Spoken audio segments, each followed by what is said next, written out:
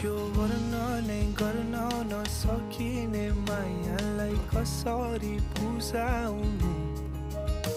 यति बुझिदिनु मेरो लागि तिमी र तिम्रो लागि